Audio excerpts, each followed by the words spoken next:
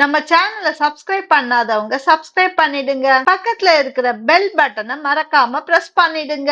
5G சேவையால் உங்கள் செல்போனில் battery விரைவாக காலியாகிறதா? இதோ சில டிப்ஸ். இந்தியாவில் தற்போது 5G டெக்னாலஜி வேகமாக வளர்ந்து வருகிறது. ஏர்டெல் மற்றும் ரிலையன்ஸ் ஜியோ நிறுவனங்கள் 500க்கும் மேற்பட்ட நகரங்களில் 5G இணையதள சேவையை அறிமுகம் செய்திருக்கின்றனர். 2024ஆம் ஆண்டுக்குள் இந்தியாவிற்கு 80% பகுதிகளுக்கு 5G இணையதள கட்டமைப்பு அமைக்கப்படும் என அந்த நிறுவனங்கள் உறுதியாக கூறுகின்றன. இந்த புதிய டெக்னாலஜி ஆன 5G ஹீட் ஜெனரேஷன் மற்றும் அதிகமாக கன்சம்ஷன் காரணமாக நமது ஆண்ட்ராய்டு மற்றும் ஆப்பிள் ஐபோன்கள் பேட்டரிகள் சார்ஜ் விரைவாக குறைந்து விடுகிறது. 4G LTE பயன்படுத்தும் போது அது குறைவான அளவு பேட்டரியை பயன்படுத்தியது. 5G நெட்வொர்க்கில் அதிவேகமாக இணையதள வசதியை வழங்குவதால் இவற்றின் பேட்டரி பயன்பாடு அதிகமாக இருக்கிறது. இதன் காரணமாக நமது செல்போன்களில் பேட்டரி விரைவிலேயே ட்ரை ஆகி விடுகிறது. இதை சரி செய்வதற்கு என்ன செய்யலாம் என்று பார்ப்போம். நமக்கு